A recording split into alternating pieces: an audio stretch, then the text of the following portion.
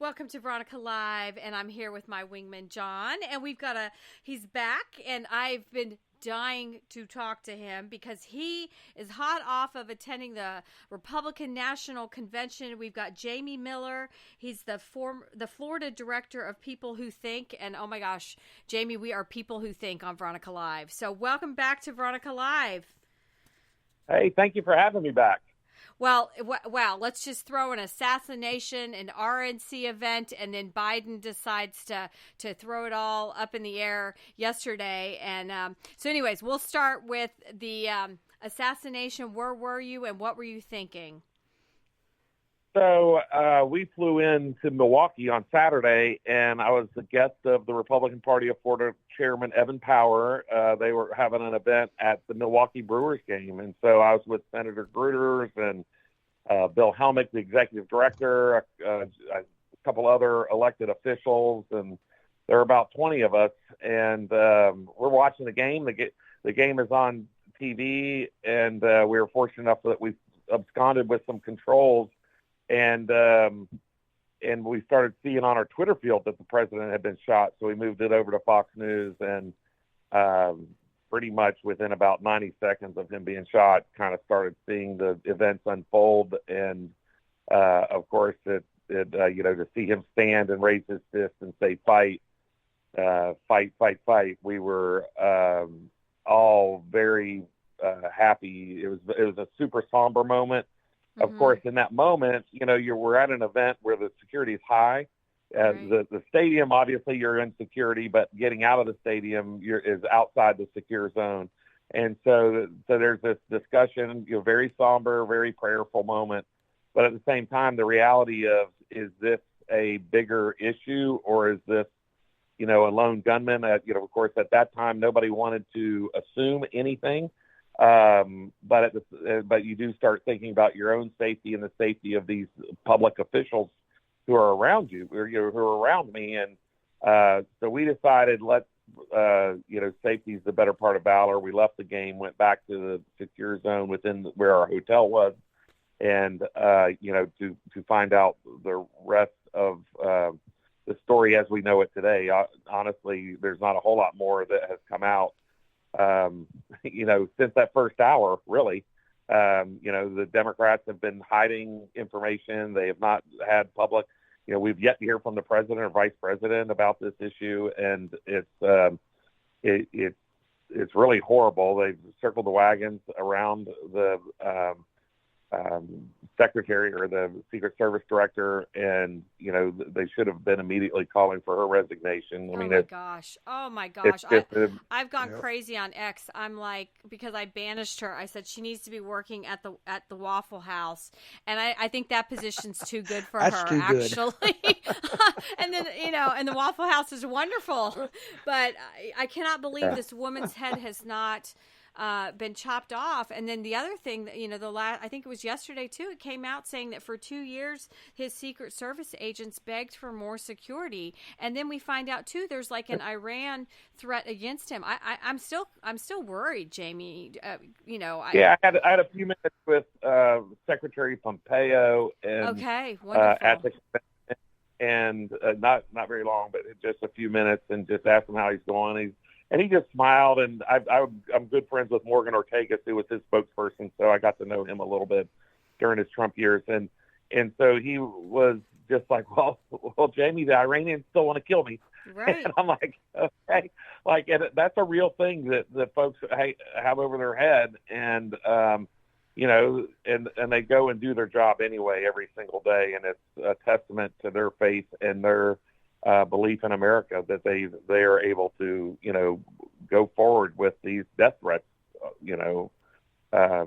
looming, active death threats. So, of course, we know that there's a severe breakdown. I don't know how deep the quote conspiracy goes. I don't really want to speculate on that because we can all shoot down that rabbit hole, but it certainly was a catastrophic failure. And one that Republicans would have been fired for immediately, and rightfully so. And yet Democrats refuse to take any type of responsibility. And on top of that, they immediately lie. They have lied about Biden's condition. They've lied about the protection for Donald Trump. They've lied about they just lie about every single thing. I don't know how Americans can trust them with our government, to be honest with you. Well, Jamie, who is the they though? That's the part that really continues to puzzle me. Yeah, who is the they? Yeah, I mean that's the ultimate conspiracy is who is they. I mean it's I'm not sure. Is it? I hate to. I guess I use that language, but there does seem to be a catastrophic failure or an internal attempt. There's just one or the other. Like it's either a catastrophic failure on the Secret Service's part, or it was an orchestrated attempt on the former president's life. Like I'm feeling that way. I am feeling that way, and especially when you start seeing all these videos, how they didn't, secure the roof. Who was this loser that they saw with a ladder? I mean, how many videos of these bystanders going, "Hey, look at that guy! Look at that guy!" And my problem, and John too, we're retired military, so I am royally screwed when I go to an event because I'm observing everything, and I've reported people. I'm like, why does he have a satchel? Why isn't he drinking like everybody else in Vegas? And because they look scary and they look the part, and I will report your ass. And people were reporting this guy, and nothing happened. And who is this twit that's 20 years old, total nerd, apparently had three burner phones and accounts? I mean, so who's behind him? I have so many questions. Yeah, at 20, you're looking at he appears to have been radicalized either by a foreign country or our press, and I don't know that one is better than the other. No, I saw video, and people are speculating that there's somebody on the water tower that was way behind Trump. Yes, and I've heard that nonstop. I've seen the video. It does appear that somebody's there. It's super grainy. It's a little shadow. The Secret Service has yet to say whether or not that was a Secret Service personnel, or if that was, some kid who climbed the water tower, or if that was a true threat on the president. So who, like I said, I hate to speculate on those things as we're. Well, but there's a lot to speculate on. Why did it take was it over 40 seconds for the kill shot to take out the 20-year-old? And then when I've watched that video of Trump. And you see him move from the stage to the car, and it's like 2 freaking minutes. And then I saw somebody posted the video when Reagan was shot, and he was like in the car in 10 seconds. So I'm just concerned. I'll tell you the thing that is, you can speculate on a lot of these things. They held him on the ground for a while, and I don't know exactly the exact seconds or the number of seconds from the stage to the car. I mean, Reagan got shot going into his car, so they just shoved him in. It was 4 or 5 seconds. And, Trump was on the ground. They held him on the ground. They then got him up to get him to move. And you're still talking about a 78-year-old man that just had 3 or 4 people on top of him. So, I thought he did incredibly well. And I'm not well versed enough to know how many feet they were from the car or how long that should have taken them. To me, it seemed like it was an appropriate amount of time to have them covered on the ground and then make sure that, they're all talking to each other. They all have communication. So, they held them on the ground until they felt like the threat was neutralized, and which we know was at least 26 seconds. And, so there's 26 seconds or 30 seconds of your 2 minutes, gathering him together, him stopping to raise his fist and say fight, and then moving him to the car, right? And so I'm not going to be critical of the amount of time necessarily, because I think the devil's in the details on that. But I do believe that it doesn't, the fact that he was able to survive this had nothing to do with the Secret Service. Oh my God, it had to do with the fate of. It has to do with fate and the hand of God. Yes. And I will tell you that, the 14 minutes that he spent at the Republican National Convention talking about this, and I have not been able to watch it on TV yet, but I hope it came across. You could hear a pin drop There's 20 to 50,000 people, depending on press and workers and everything else in that stadium. And there was not a noise. It was powerful. It was super powerful to hear him retell that story. And, to me, it was the most powerful moment of the convention, other than maybe him kissing the firefighter's uniform. Yeah, that was so sad. And so, so there was a lot going on at the convention. There was a lot of thankfulness, and I've written in my blog that it, unlike conventions in the past that seemed like maybe more of a prayer service, this seemed more like a drum circle. It's very spiritual. I would say more spiritual than religious. That people were, and I'm not trying to downplay religion. I'm just trying to say that people there truly was a feeling of revival in that room where people I never thought would ever speak to me about God or their religious experience were openly speaking about it at this convention. Really? And it was quite a it was quite a convention. There was happiness, of course. The other thing I'd like to say is, in the light of the last 24 hours of Biden getting out of the race, it's funny. Two things in my blog I predicted. One was back in October that Democrats would turn on Biden in July, and they have. And the other was that they would wait until after Trump picked his VP to oust him. And that happened as well. And so for your listeners, I know you read the blog, it's reasonablearguments.com. Yes. But for your listeners who want to kind of have a peek behind the curtain and hear my ideas about how these things are likely to play out, they can sign up on my homepage at reasonablearguments.com. So thanks for letting me plug that. And we're going to talk about the one you just sent me this morning. Biden is out, now what and who. But let's kind of go through you were at the RNC. I turned on when Pompeo was speaking, and I didn't like where they put him, because people kind of were coming into the arena, and I felt it was lost, because he's such a gifted person and somebody I want in the administration. So let's talk about some of these people that you got to see. Did you see everybody? I guess, because there's of course, highlight. you're in there for the first day is 10 hours. You have a 4 or 5 hour morning session, a 4 or 5 hour evening session. You barely have time to eat, So right. Yes, at times you get up and go to, like I missed Vivek Ramaswamy. I was in the building, but I don't know. I was in line to get a sandwich or something. So you just, and they didn't do, the one thing they didn't do well at is just kind of telling you when people were coming.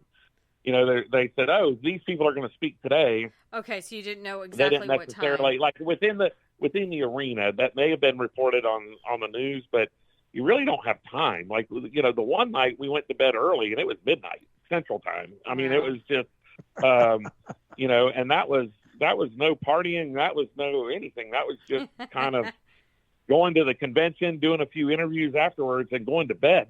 They're long days, and it's hard to consume a lot of news other than the news that you're seeing happen before you live. And to anyone who is a political nerd like me or you, if you have the opportunity to go to a convention, whether it's on Media Row or whether it's as a volunteer or if you're lucky enough to be a delegate, take that opportunity and make it happen, because it is a major event. This has been my 4th convention. It was absolutely the best convention. It was the most unified convention.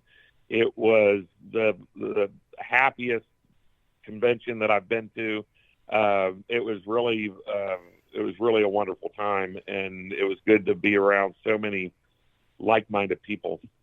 Well, I always joke that this is like Republican crack for us. It's just I was devouring as many speeches as I could. Go ahead, John. I'll tell you, Jamie, did you get this feeling? Was there talk of red wave and landslides? I mean, I don't like it when I hear that kind of stuff, because people get lazy and forget that we have a job to do. People get high on their own supply a little bit at the convention. You're in the middle of it. When you're in the middle of this, you don't feel like there's any way you can lose. So convention goers are very positive, very optimistic. The truth of the matter is, and we've known this from the beginning, that whoever the Democrats are running is going to have a bottom. They're going to have a floor, right? That floor is somewhere, depending on what Robert F. Kennedy does, is somewhere between 38 and 42%. And Trump has a ceiling. And that ceiling is somewhere, depending on Robert F. Kennedy, 48 to 51%. And so no matter how you cut it, Trump is probably starting today against Kamala Harris. My guess is polls, early next week will show a 6 to 7 point lead against Kamala. And you're going to see it tighten. She's still going to have a convention where everybody's going to be super optimistic and come out of it. She's going to have a bounce out of that. And so we're going to trend towards, a very likely 2020, very close election, unless, so people should not take anything for granted. Kamala's going to be a tenacious campaigner, assuming that it's her. I mean, there's still, I think she has to have it wrapped up by Wednesday. She appears to be doing the things she needs to do to wrap it up. But if she, for instance, doesn't have it wrapped up by Wednesday, specifically, if she doesn't have the California delegates, the majority of them, you could see, Governor Newsom kind of testing the waters. Manchin kind of tested the waters very quickly and decided against it. Robert F. Kennedy is probably considering a Democrat run versus a independent run. He has to make that decision very quickly because he's still trying to get on the ballot in several states. So there's a lot going on for the end of July. Yes, and I want to talk about that, but I want to come back to the speakers. Were you there when Sarah Huckabee Sanders was speaking? She's just such an incredible storyteller. I did, and I want her. I was hoping she was my dark horse, I guess you'd say, as a VP pick. I adore her, but I know she's not ready to give up being governor of Arkansas. She's so in love with that state, but I'm ready to graduate her from there. Yeah, and I think her time, she's I don't say very young, but she's young politically, right? So she still has plenty of time to let this play out and be a loud voice in our party for many years to come. Like I said, in my blog, I suggested that these events were likely to occur, that we have seen occur, and that I would have liked to have seen Trump pick someone who expands the electorate, like a Marco Rubio, a Nikki Haley, a Sarah Huckabee. However, the people who know J.D. Vance and know him well believe that he does expand the electorate among workers in Pennsylvania, Wisconsin, and Michigan. And so, so I think it was a logical and strategic choice for J.D. Vance to expand the electorate in the states that at the time Trump knew he needed. Although he's winning in those states, those are the states that are most likely to go back to the Democrat column. Now with Kamala, the map gets a little different. Georgia could go to Democrats and Wisconsin goes to Republican. You start playing with the map a little bit, and we'll have to see these state-by-state polls in the next 10 days. I think you have to let all of this shake out, the convention shake out, the Kamala securing the nomination, assuming that she does, and then see some polling state by state to see, exactly where this race stands. And I don't know that we'll really know that until, August 5th, August 10th, something like that. John? I'm just curious. So where do you see the Democrats going? I mean, they've got the issue with Ohio and ballot access, where they had, they were gonna have a Zoom call basically to nominate Joe Biden 2 weeks before the convention started in order to get ballot access, because they wait until the convention to solve this. They're not going to have anybody on the Ohio ballot for president, which is kind of funny. So it looks like the deal has to be done in this week, right? Yeah, that's the number one argument for Kamala Harris, is that, the timing of this is on her side. And because of the Ohio ballot access issue, they're not going to win that. The last thing they probably want is Democrat nominee. Although, I don't know that they care that much. If you're, Gavin Newsom, you're probably not winning Ohio. Ohio's probably not a state you have on your map anyway. And so it's it's not Wisconsin, it's not Michigan, so it's not it's just not one of the major it's not a major swing state that Democrats have to have.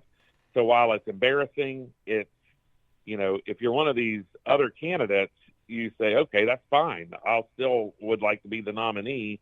I can win without Ohio. Yeah, that's funny. But I'm just curious. I think a lot of it comes down to who the VP is going to be. On the Democrat side, I'm presuming Kamala Harris is going to get it. It's like everybody, the ones that surprised me, the Clintons already lined up behind her. What's weird is that the sure Obama has not come out for her, and we're jumping ahead. And then I just heard a news report saying that Newsom has canceled everything on his schedule, saying he's flying out to Washington. So he is, this man has been salivating for months. Well, the problem with Newsom and Harris is they're both from California. It's the same problem that Trump had with Rubio. They can't be from the same state. And so I don't think Rubio, actually. I wanted Rubio. And they hate each other. So Newsom's not flying to D.C. to be the vice president. Okay. And Newsom's not flying to D.C. to be the vice president. He's flying there to try to stop the bleeding. And, listen, if Kamala Harris isn't the nominee by Wednesday, it's fair game. Gosh. Okay. And because Pelosi and Obama have spoken and said they want an open convention. Yeah. Now, they're kind of hedging their bet kind of with a wink because they know that the timing, a lot of things are lining up on Harris's side, right? Especially the money and the timing. Well, I'm seeing $50 million has come in since, as of yesterday. I don't know who's funding that. Probably George Soros writing a big check. Well, anybody who jumps in is probably going to have $50 million or the first day, or they're not going to be credible. So it wasn't $200 million, and $50 million I thought would be the minimum she would. I mean, I actually thought that would be the minimum she would raise, and so I'm kind of sitting here thinking like she only raised $50 million, and so so it's now there's some she has access to Biden's other 70. But then I'm sitting there like they spent down to $70 million on Joe Biden for him not to get over 40%. I mean, he was at one point like they had $1 billion, and now he's down to only 70 million. Yeah. So there's some problems. There are some financial problems over on the Democratic side, and if you're one of these other candidates, you're certainly you're probably going to let the Kamala Harris play out a little bit while trying to work the phones and everything behind the scenes. So, which I think what you're alluding to with Newsom going to D.C. and Well, do you think they've written off winning the presidency and now they're just trying? And I'm talking about the Pelosi, Schumer, Jeffries cabal here. Do you think that and Adam Schiff also another one that they've kind of written off that Trump's going to win is kind of their thing, and it's like, how do we stop either from losing the Senate or completely being destroyed in the House and the Senate? Is that their calculus now? No, I don't think so. I call them the five families. With Schumer, Pelosi, Jeffries, Clintons, and the Obamas. And you're seeing their mob mentality, and by mob I mean organized crime. And, the five families they all have been kind of floating their test balloons, and it's been very strategic. And, what Obama and Pelosi are doing is strategic. Hillary's, what she's doing is strategic. But don't think for a second these five families aren't acting in unison. They're giving Kamala the chance because they can't just slice her at the knees. She's going to get her chance in the next 48 hours to prove and get people to coalesce behind her. If she doesn't have it by Wednesday, it's Katie bar the door, and then maybe you'll start seeing people say, hey, listen, let's just move money over to the Senate and House campaigns and stop the bleeding over there. But they never want to give up the presidency. Go back to my worst case scenario is that floor and ceiling between Trump and any Democrat is 6 to 7 points. And that's going to close to at least 3, throughout this election cycle. And, so, you get it to 3 and you're 3 weeks out. Now you have a chance to win it all. And so they're going to try to, that's the game that's being played. That's the strategy behind the scenes that people are trying to figure out right now. But no, they are not going to give up the presidency to save the House and Senate. They will continue to fight for all 3. Well, she's dipping her big toe out with a press conference here in about 2.5 hours this morning. So I can't wait to see her in action. The problem that they don't want to talk about is her reputation for being prepared. That she refuses to study up on anything. You get the laughing cackle and the word salads and everything else out of her. But the thing that I find somewhat funny, ironic, whatever, is, Joe Biden was Obama's number 2. He was picked because he was and no threat to Obama. And then Biden turns around and picks Harris because she's too stupid to be any threat. and yeah. What is that? Is that like a negative, 10 to the minus 2 or something in stupidity levels? So the question, the question is, or not the question, but Joe Biden was elected because, Trump was seen as kind of an unsteady hand, and Joe Biden was seen as a steady hand at the wheel, right? That's kind of what they portrayed him as. He was going to be moderate. He was going to be a steady hand on the wheel, both domestically and in foreign policy, all these things and he turned out to be an extreme failure. And so Kamala now has to own those failures while also trying to become her own person. So she either has to say, hey, I wasn't part of Joe Biden, I wasn't part of the leadership, and I'm unqualified to be president, or she has to say, hey, I was in the room when all these things were happening, and they failed miserably. And so, so she's kind of caught in this, twixt in between where it's really not a great spot for her to be in politically. And no one sees Kamala as a steady hand on the wheel. So does her vice president matter? I don't know that picking the governor of Pennsylvania wins her Pennsylvania. Picking the governor of Michigan wins her Michigan. She's going to sink or swim on her own, and the vice president, is going to be inconsequential, I think, in this, in this particular contest. Well, I think she's going to sink because I've been listening to all the sound bites for the last 24 hours on X of when she was, shoulder to shoulder with the prime minister of Poland, and the woman can't even tie her shoe. So I can't even imagine, and then I'm laughing because for some reason all these liberals, their feeds pop into mine. I don't even follow them. How she's going to whoop Trump at a debate, and I just don't see how this is possible. And I'm with John. This woman's never prepared. She's never prepared, and so I think she's going to sink, Jamie. Well, more importantly, she lied to the American people for years for her own political gain, and she's got a huge hurdle with that. She has a credibility hurdle. She is a liar. She has been a liar. She could be a conspirator behind all of these Biden health crisis. We all know this has been going on for years. It goes back to the 2020 campaign when he ran his campaign from the basement, campaigned less than James Garfield in 1880's front porch campaign. So she has a huge credibility problem. Forget about her. Listen, I think she can study. I think she will campaign hard. And I think we should not underestimate her. However, she has a huge hurdle with credibility because she is lied to the American people for her own political gain. So I want to get back to the RNC. I know I really want to talk Biden the whole time, but you were watching history be made, and were you in the room when the families of the fallen military members spoke? I was like, oh my gosh, and they showed this video, of course, of Biden looking at his watch, which we'd seen before. And I was like, that was, to me, one of the final nails in the coffin of this commander in chief sucks. I mean, I hate to say that. That's not very ladylike, but I was so moved by what these people had to say. So I wanted your thoughts on that.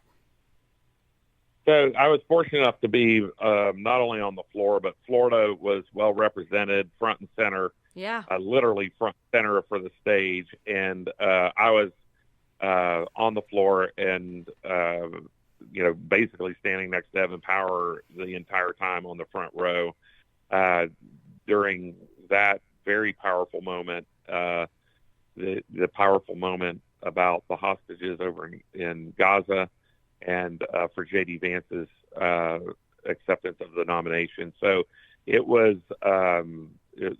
you're right, it was super powerful.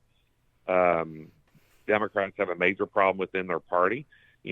Some Democrats are saying the governor of Pennsylvania cannot be on the ticket because he's Jewish. I mean, think about that. Democrats openly being anti-Semitic against somebody being their vice presidential nominee. So it's a horrible spot for America. It's a horrible spot for Israel. And, those were powerful moments. The other was Donald Trump's granddaughter, Kai. I was right there for her. What a beautiful young lady. That. Oh, that was so cute. She came across as so sincere, and you could tell the genuine love for her grandfather. And, while I'm sure the speech was written and crafted well for her, you could tell that she believed every word of it, and that he was so proud of her for giving it and for supporting him. And there were a lot of powerful speeches throughout the convention. The minister from Detroit was great. The congressman, he was amazing. The African American congressman from Detroit was super powerful. I thought he was probably the politician who I'm going to forget his name right now. I don't want to, Congressman, I want to say Jones, out of Michigan. But he was, I literally, when he was speaking, went to Twitter and started following him. I'm like, you have a future ahead of you. You are someone who I want to hear from. And he is, I thought he made one of the people who made the most of his time on the convention stage. Well, didn't you feel like Kai Trump, she had the line about how she's golfing with her grandfather. He tries to get in my head when we're on the golf course, but he forgets I'm a Trump too. And it was so cute. It was so cute. And because that's the thing, is the press has demonized Trump and you don't think he's human. And then when you saw, I think it was Carolina, sat on his lap. I mean, he definitely interacts with his entire family. So I thought unity was a big takeaway, but also showing that Trump is a grandfather and a father, and his family is just so lovely. So did you feel like that the RNC showcased Trump as, he's really a good guy too? Yeah, there's no question. And I would just say that, the people who are critical of the Trump family speaking, if it were the Bushes, it would have been the same thing. If it were the Clintons, it would have been the same thing. Obama, same thing. So, I mean, I'm sure we're going to see the same thing from Kamala Harris if she had any family who likes her, who will speak on the stage with her. But, so I think that it being a family affair was a positive thing and really did show his humanity. The one thing that people, almost to a person I spoke to, especially those who were backstage with Trump and, have those special access passes, they truly, Tucker Carlson in his speech mentioned this, but I heard this personally from at least half a dozen people who were backstage or very close to Trump. And they're like, the humility and Saturday changed him. I think that so. Saturday, July 13th, changed him. And it changed his, I think, outlook on his family. I think it changed his outlook for the country. And I think it humbled him. I think he had a level of humility. You could see even publicly where his emotions were more on stage. Yeah. Those were not fake or unreal. And so much of America has not seen those in the past. Many people who have worked with him behind stage, I've had the opportunity to be behind stage with him twice during my career. And, those of us who have been back there, me, very short periods of time, but you could see, that personal side, the humor, the emotions. But when he goes on stage, he was this, more of a character of himself, right? And so this convention was more of him. You just saw more of the humanity behind the man. And I think that's what America wanted to see. I think it's, them not seeing that humanity sometimes scared them. And if he's able to maintain that to the election, I think he'll be fine. But, he's, he is a very set in his ways, and we'll see how all that plays out. But it was good to see all that family camaraderie. Well, okay. My favorite speech, and I screamed for my husband, who was not watching the RNC, to run into the room, was when Hulk Hogan came out. And I'm not even a WWE, whatever, WWF, whatever the acronym is. And I was like, oh my God. Like, he was so fun. But it was funny because he's like, I had to step out and talk. And he's kind of, he's always been, people that watch wrestling, it's a lot of guys, and it was on fire. That was just such a fun speech, Jamie. So I wanted to hear from you. It was a fun, I've been watching Hulk Hogan for a decade, and that was like classic. I was ready to go see wrestling, and I'm not into wrestling. It was so cute. In the stadium, it was one of the more fun speeches. People were on their feet. You literally people were giving each other high fives, and it was just a super motivational. I mean, he's certainly an entertainer, but then you also got to see the human side of him. This is my name. I'm an entertainer, and our country needs Donald Trump. And and you could see the sincerity on his face, and believe, and he was believable. And so that's really kind of the one thing that you kind of took away from it. Number one, like I said, this is my fourth convention. It was the most unified, and which made it the most fun, because there was just not, there just wasn't anybody else out there saying, oh, we really should be for Pat Buchanan, or we should be for whatever. Like there was nobody. Everybody there was for Donald Trump. And so it was, or back in the day, Steve Forbes, even 2016, there were people who were still hanging on to, their candidate of choice. So,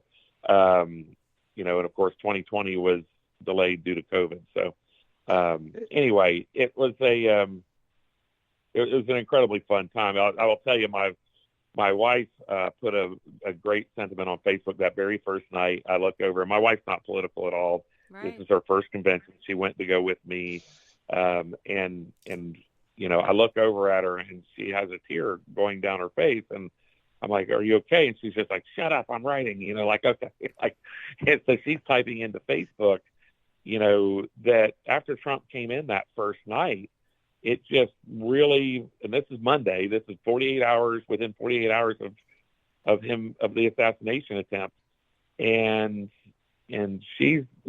our seats were on the second, in the balcony right above the president's box. And those were our seats. Of course, we absconded with a skybox. We absconded with a bus at some point. We had a lot of fun. But anyway, this particular moment was, he gets into the box, and we're looking at the back of President Trump's head. And it was such a powerful moment to my wife, because she's like, just 48 hours ago, someone was trying to literally blow the back of his head out. And here he is 48 hours from now in a stadium of 20,000 people with his back to people. And how strong and brave do you have to be to, within 48 hours of an assassination attempt, to not only show up in a stadium with 20,000 people, but to put the back of your head to thousands of them.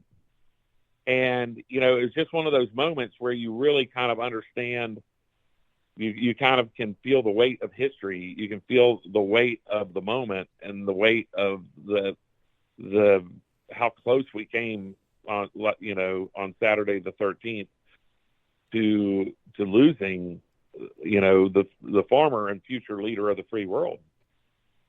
Well, it's so moving. I mean, that was the thing, because you're political, John's political, I'm political. I actually was getting ready for an event, and I was listening to it on my Alexa, and then I had it on in the room. I had the TV on in the other room, and I hear the bop, bop, bop, bop. And so I went running through the house screaming, oh my gosh, I think Trump's been shot, because, you know, as a gun owner, I've been on the range. It sounded like guns to me. And that's the thing is my phone started blowing up, and people that are not political were like, they're voting for Trump now. It changed them. It honestly changed people that didn't care. It woke them up, Jamie and John. Yeah, Well, you know, I believe it did. Well, I think it changed their view of Trump, that he's not this evil, crazy guy, that there's people out there that want to do him harm. Yeah, Jay, one thing I want a little bit lighter note, being at the convention there, one thing that I was watching President Trump's speech here, but before that, they had Kid Rock on. Now, I want to know your reaction from inside the stadium, because my reaction, watching you on TV, has some event planner at RNC lost their freaking mind. Well, it was funny. I was on. dying because they're panning the room, and it was a lot of nerds that ended up on TV, and there was like an old lady moving her arm. I mean, she was really old. So yeah. So what was that like? Because I just saw Kid Rock a couple weeks ago, and he was such a Trumper, and it was incredible. I mean, I love Kid Rock, but even Melania's face was like, huh? So... Yeah, exactly. It's like, what the hell is this?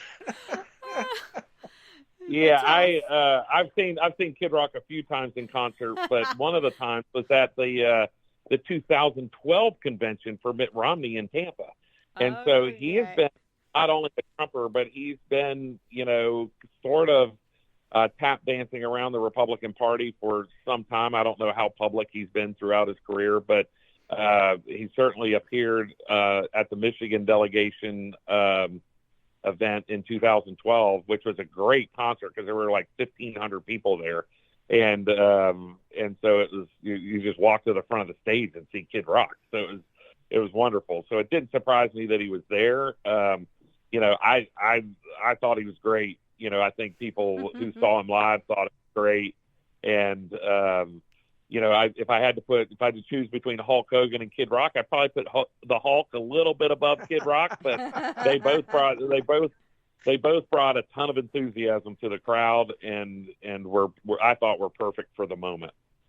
So what are we missing about the convention? You know, because Trump spoke a long time, over 90 minutes, and I was watching it here in Central Time, and I thought the opening of the speech, you explained the shooting. It was really good. I wish it had been a little tighter, though, Jamie, because my friends on the East Coast all went to bed because they're just like, well, it was a school night. But you were there. So what were your thoughts on his speech? Yeah, if we're going to be intellectually honest, it was too long. I've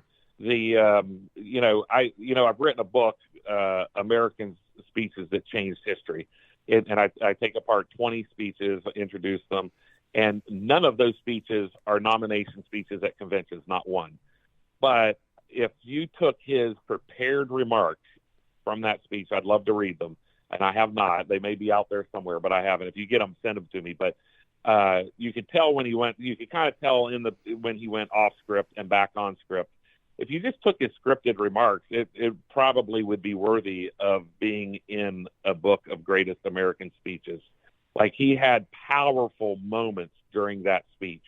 And then he had moments where, you know, Trump was Trump, where he kind of meandered off and had his own talking points and did his own thing. And then he would come back, and you could tell that he would get back on track with the prepared remarks. And so, you know, he was very good. It was, you know, I don't think, so many people are like, oh, it's so long. I think he, in my opinion, on that particular night, he was ahead. When you're ahead, you go say what you have to do and you stay ahead, right? And so, I don't think he needed a 93-minute speech to make his case. I think he could have made his case with much less, with a shorter speech, because I think he won the moment after his 14 minutes of describing the events of Saturday, July 13th. Right. And so the moment was won. And so all he needed to do after that was put together some vision of his vision for America after the 2024 election. Now, of course, he has to also say the failures of Biden, partly because, Biden beat him, right? And he has to kind of explain to some people why they were wrong. And so I don't really blame him for including that in part of his speech. But what people really want to know now is, what is he going to do for them in 2024? And he needs to, just not taxing people who earn wages on tips is not enough, right? So I think that's a great plan. I think most of America are like, hey, listen, if you're out there hustling and you're working as a waiter, or you're working as an Uber driver, or you're working in an industry where you're hustling for tips, then, maybe your tips shouldn't be taxed, right? Like, we already know you're working more hours, you're working crazy hours, weekends, nights, and all the things that people who don't work for tips don't want to do. And so, so maybe we give those folks a break. It can't be that much of a hit to the national treasury. Most of those folks are there are tons of people who make tips who make good money, but there's tons who are just working that extra job to get by and buy clothes for their kids and food for their kids at a second or third job. And, so I think that's a great piece of a platform. That can't be his only platform, right? It can't be like, oh, I'm going to fix Ukraine. What are you going to do to fix Ukraine and Russia? What are you going to do to get the hostages back over in the Middle East? So there are things that I think he still has a hurdle to jump to explain to the American people what 2024 through 2028 looks like if he's president. Very true. Okay, now we can talk Biden. I want to talk about this statement because I printed it out, and it was actually work to find out. You had to get to the fourth paragraph to see that he was actually dropping out. And so this morning I was rereading it, Jamie and John, and he writes, I believe it is in the best interest of my party and the country for me to stand down and to focus solely on fulfilling my duties as president for the remainder of my term. And it has Joseph R. Biden Jr. at the top. There's no presidential seal. People on X were saying it was a stamped signature. What are your thoughts on this? And it broke. It was so funny because CNN and Fox News obviously weren't prepared for this because they had anchors on. She didn't have her false eyelashes on, so I couldn't recognize one of the CNN anchors. Joking, of course, but this is true. That all of a sudden this statement breaks in the afternoon, and I honestly, there's no way this man wrote this. And then the other ... part of this is now people are calling too, since this broke, why is he even staying in the race if he's not even, capable of running again? How is he competent to be in this position until, whoever wins? So tell me your thoughts on the statement. I obviously didn't break this national news, right, on my little blog. But I did beat the New York Times. I did beat the New York Times by 19 minutes, and I beat Epoch by about 45. So, so I'm pretty proud of that. So, people on my blog who are subscribers, it's free. The subscribers to my blog were on the cutting edge yesterday. So, of getting their news directly from me. And hey, listen, this was pretty easy to predict. I predicted it in October of last year that Democrats would throw him overboard. It would likely be because of health. And then last week or 2 weeks ago, I wrote that they would wait until Donald Trump. In fact, I advocated for Donald Trump to wait to pick his vice president until August 5th to make them to run out the clock, make them stick with Biden for a later time instead of announcing his VP pick at the convention, and then pick his VP via Zoom the way Democrats are going to nominate their nominee before the August 7th deadline for Ohio. So I'll still stand by that. Even though he was going to stay with J.D. Vance, I think he should have waited. And if nothing else, it would have made this announcement from Biden 10 days later, and it would have run out the clock for them in a political way. Now, is that good for the country? I don't know. Is it good politics? I think it was. But, and I know that some senior level Trump folks get my blog, and they obviously read my advice and didn't take it.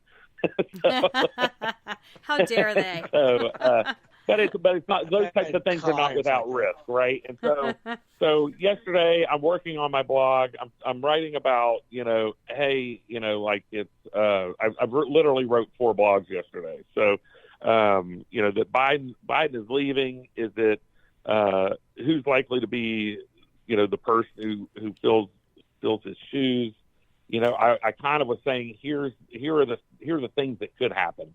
Biden can stay. They kept the status quo. I really thought that was probably their best move, unless they really felt like he couldn't even tie his shoes between now and Election Day, and that's apparently what they felt, right? Like by they, I mean the 5 families of the Democratic Party, and so those 5 families agreed that it couldn't be Biden. Now the devil's in the details of how do you get Kamala, how do you nominate her, or do other people come forward, and do they have this open convention the way at least 2 of the 5 families, Obama and Pelosi, have recommended? And, and if that's the case, then, Katie bar the door, you're going to have this this struggle within the party. So, we'll see. This is not completely done yet. It's, certainly it is Kamala's to lose. Well, you wrote in your Biden is out, now what and who, the one paragraph that actually made me physically ill was you have the long shots of Senator Joe Manchin, which we all like him. He's okay. But you mentioned Nikki Fried, and I almost like fell over. I cannot stand that woman. You just did that to poke me, Jamie. You did that to poke me. I do write farther down in that paragraph. I make this in jest, right? And so, okay, well, that got my attention, and then I was like, Jamie, come on, you owe me a drink now. It was for a little bit of shock value. The truth of the matter is the Democrats are in such disarray in Florida that Nikki Fried is the best they would have. Ugh. I mean, think about that for a second. Out of all the Democrats in Florida, the only Democrat that I could think of who would be capable of. Well, that's true, because the other one ended up drunk on a floor with a gay guy, some porn star. So, well, you could argue some of the Miami Democrats would fit the bill, but but there is honest to goodness, none of them have won statewide. Yeah. And she's the only name I know. You're exactly right. Well, and Gwen Graham, I know for when she ran for governor and she was our congresswoman, but I was shocked when she didn't beat out the mayor from Tally. I can't think of the druggie right now, his name. Andrew Gillum. Yes, thank you. Well, it's pretty bad when the state's top elected Democrat, I believe, is Lauren Book in the Senate. That's their highest elected position anywhere, and nobody ever hears from her about anything. Yeah, and her dad, of course, is one of the longest serving, strongest Democrat lobbyists in Tallahassee. So, I would say that she's an elected official by proxy, to be honest with you. Yep. So the Democrats are in disarray. Like, that's why I included it. I was sitting there. I was about done. I'm like, well, who else could I include? I was like, I could include somebody from Florida. And I'm like, gosh, Nikki Fried's the only one you could even think about including. And then you made Veronica mad. But I did. Yeah, I didn't mean to make you mad, but I did get your attention. And then, the funny thing is you kind of go through this process of, should it go to a brokered convention, Nikki Fried becomes an important person because she is the chairman of the Florida Democratic Party. Florida does have, even though we're a red state, and listen, we could turn back to a purple state. We'll talk about this some other time, but I go back to history at some of these things. In 2026, we're not going to have this cakewalk election that we're going to be able to pick people in primaries like South Carolina, and whoever wins the primary statewide is going to win. In 1994, a guy named Jim Smith, a Republican, won Secretary of State when we elected our Secretary of State. And he used the same formula, and there were more than 1 million extra Democrats, more than 1 million more Democrats in the state in 1994 than Republicans. And he was able to win statewide. How? He had no primary, and Democrats had a primary. How did Nikki Fried and Alex Sink win? The only two statewide elected officials to win open seats in Florida this century. We're a quarter way through the century, 24 years. They're the only two to have won. Number one, they're women. Number two, they did not have primaries, and Republicans did. So going into 2026, we need to be diligent in 2024, but we need to be super diligent going into 2026 because we're going to have primaries. And another thing is, and I'm getting in the weeds a little bit on behind the scenes, but the other thing is there's once every 12 years, there's no federal election on the ballot, which means there's no president, no U.S. Senate. That's 2026. Oh my gosh! And people don't show up if there's no presidential election because we see this in our little county here. It's so annoying, right?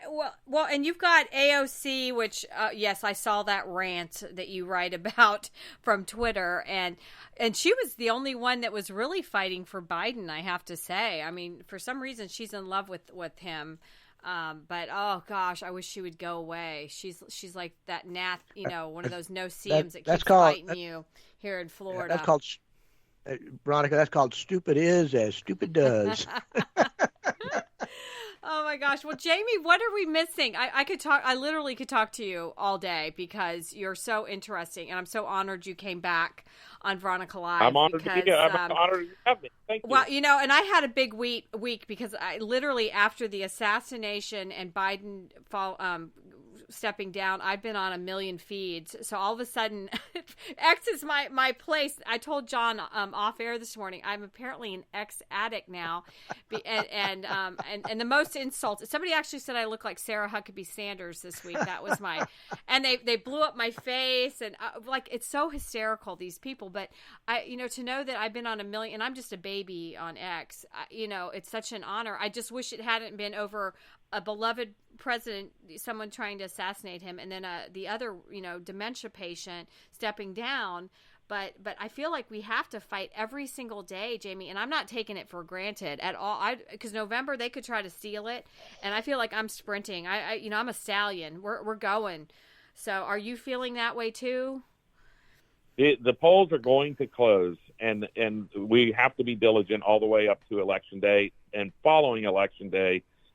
For the count and the canvas, right? And so I'll go back to my experience in 2000 where, people, we ended up winning that race by 537 votes. But after the votes were counted, we were up about 2,000 votes, give or take a couple hundred.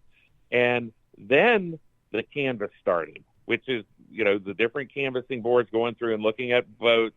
And we just kept dropping, and we dropped to, let's say, 1,200 votes. We lost 800 votes in the canvass. And then you start going into, now we're in the recount. And we just kept dropping. And Democrats were just going to keep counting until they ended up with one more vote than George W. Bush.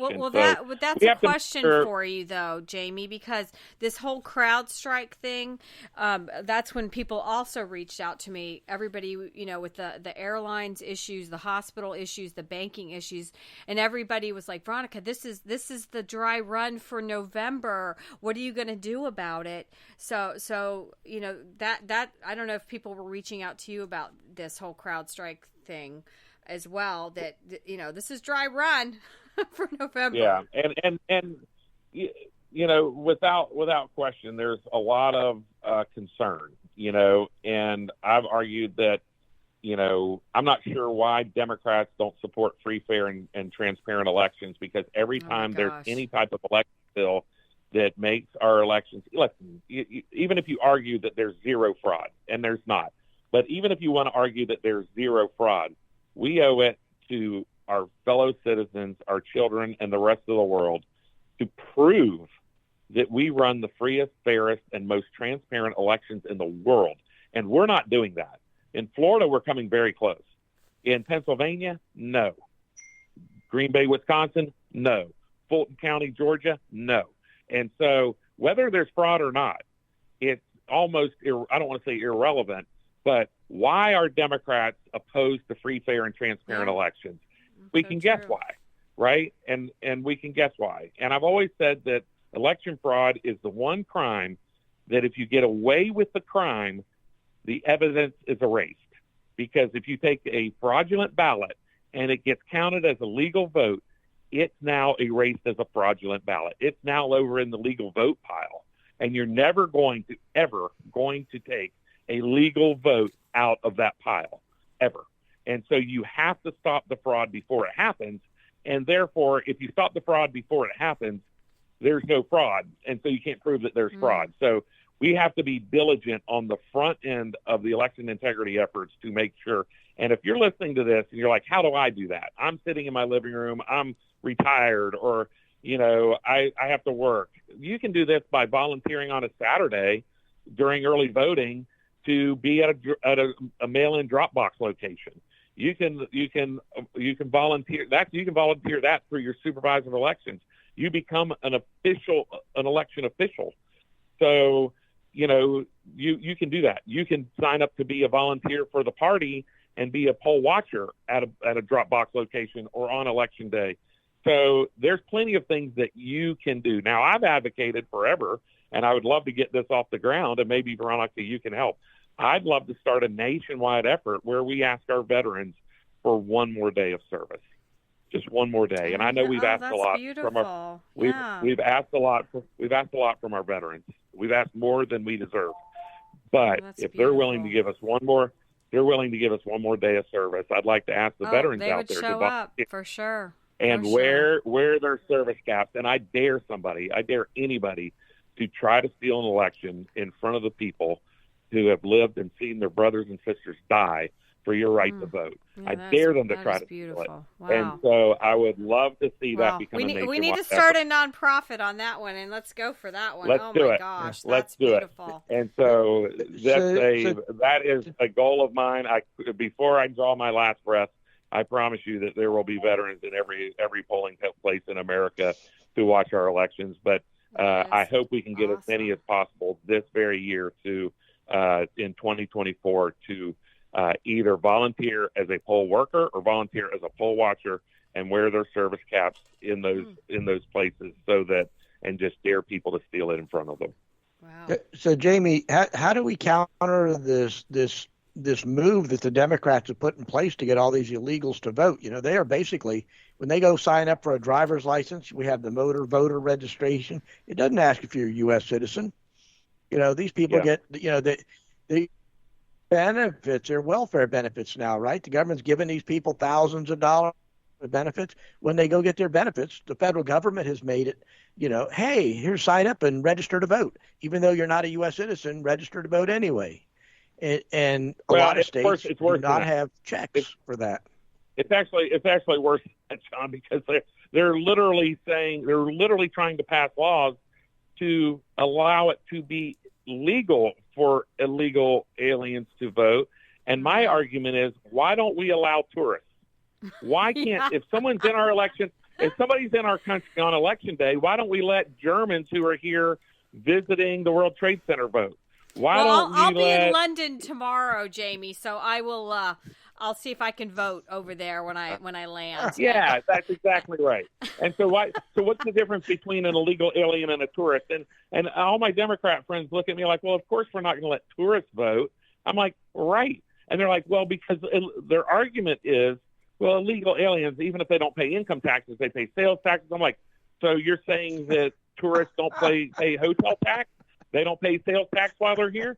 So we're going to make it, if you pay taxes in America, you get to vote in America? That's the most ridiculous argument on the face of the earth. Well, when you lay it out like that, that is complete clarity. So Jamie, we've had you on for more than an hour. Final thoughts on everything, and then we'll have you back, because you're a visionary for politics. And oh my goodness, I've learned so much from you today.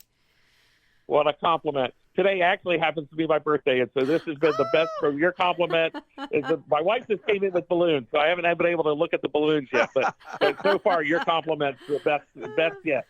So thank you. Happy birthday! And so I'm happy to come back anytime, and it's my honor. I'm truly humbled by your comments. It's very nice of you to say, and I appreciate it. Well, we've been talking to Jamie Miller. He's got a Substack. He's the Florida Director of People Who Think. You are right there running with all of our Florida leaders, Senator Joe Gruder and Chairman of the Republican Party, Evan Power. And Jamie, we'll have you back. And happy birthday. And thanks for joining Veronica Live today. It's my pleasure. All right. Thanks.